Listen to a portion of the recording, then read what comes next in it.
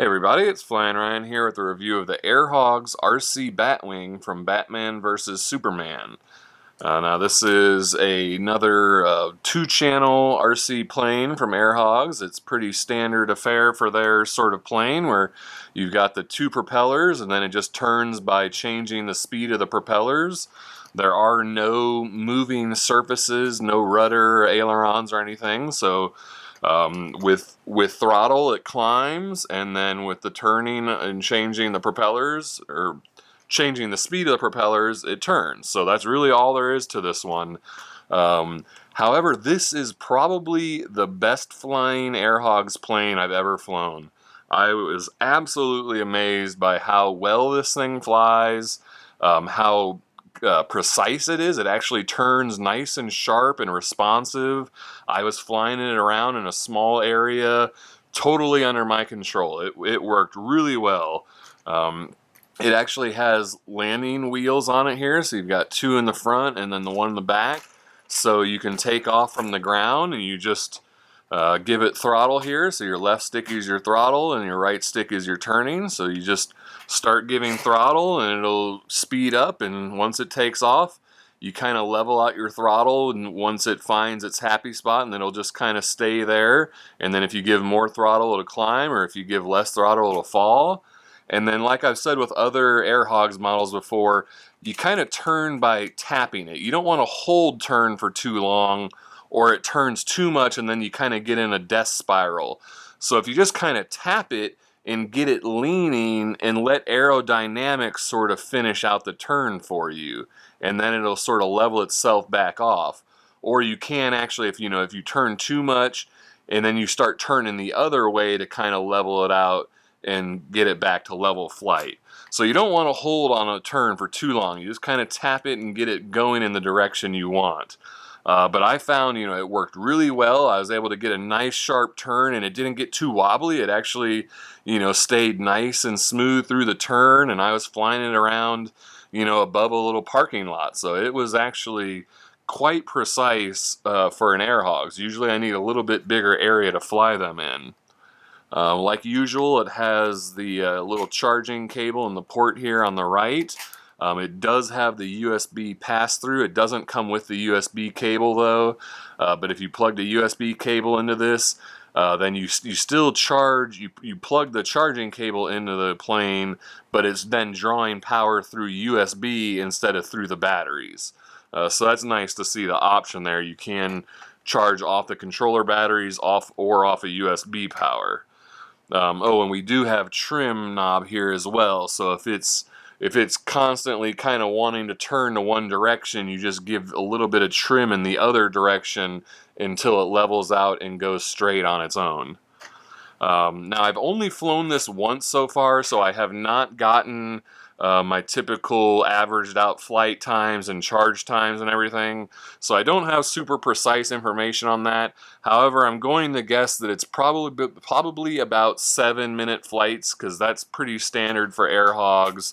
It has a 250 milliamp hour battery built into it, so it's a fairly small battery, and considering it's running two motors, I think 7 minutes probably is a good guesstimate as to how long it's going to fly for. And then I would imagine charging off the transmitter is probably going to take about an hour and a half. Charging with the USB power supply is probably going to be a little bit faster, maybe 45 minutes to an hour or something like that. But I'm not absolutely precise on those numbers because I haven't flown it enough yet. Yeah, but I think that's all there is to say about it. Oh, it does come with a couple spare propellers that are in the box. I haven't taken those out yet, but you do get, a spare propeller for each side there. Yeah, I think that's about it. I guess maybe I can bring it in for a little bit closer look, since it is pretty cool, the Batwing here. This is plastic. You can see the reflection on it there, so in the actual model, that's just a hollow piece, but for the RC version they filled that in with plastic, so it's kind of like a flying wing. Like you just got this big wedge, and then this tail here kind of helps, like as an elevator, to make it want to get lift with speed. So pretty nice. Just a big triangle that just has a lot of air surface. So it just is really nice and stable. Very surprised with how good this thing flies. All right, well, enough talking about it. Let's go look at it. So let's take it out for a flight as it rolls away. All right, this is the flight review of the Air Hogs RC Batwing from Batman vs. Superman. And despite this being, kind of a scale model from a movie, this is actually one of the best flying Air Hogs planes that I've ever flown. So we'll go ahead and give it a spin, and it does have landing gear on it, so you can take off from the ground. Pretty cool. Go ahead and give it throttle, and it'll just lift up. And as typical with Air Hogs, you want to just kind of tap on the controls. You don't want to hold a full turn for too long. You just kind of tap it and get it going in the direction you want, and then let aerodynamics take care of the rest. And I've got a bit of a breeze, so you can tell that it's fighting it. Trying to get out of the way of this guy driving through the parking lot here. All right, take off again. Ooh, that was a rocky takeoff. Let's get it coming back this way, maybe. A little tricky to taxi, especially over these rocks here. There we go. So yeah, I got a bit of a breeze, so it's a little tricky to keep it level. You can see it getting pushed around, but just got to stick up with your throttle management to keep your altitude, and kind of tap the turn to get it going in the direction you want. But otherwise, this thing it's quite easy to fly for an Air Hogs plane. This is actually probably the best flying Air Hogs plane that I've ever tested. Really easy to fly. Flies in a small area, it's quite controllable. I mean, even with this breeze, you can see it getting pushed around quite a bit, but it's still maintaining its course and quite manageable.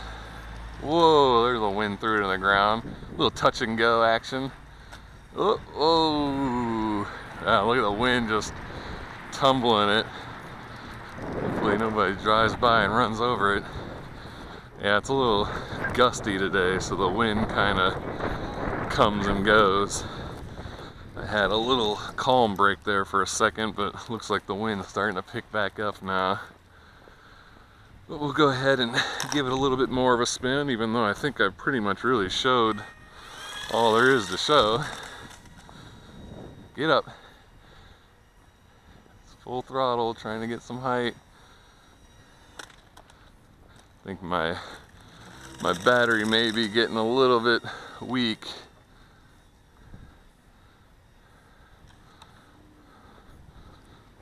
God dang it. Trying to avoid people driving through the parking lot again, and got hung up in the tree. Should be no problem, it's not up too high. The advantage of being 6'4".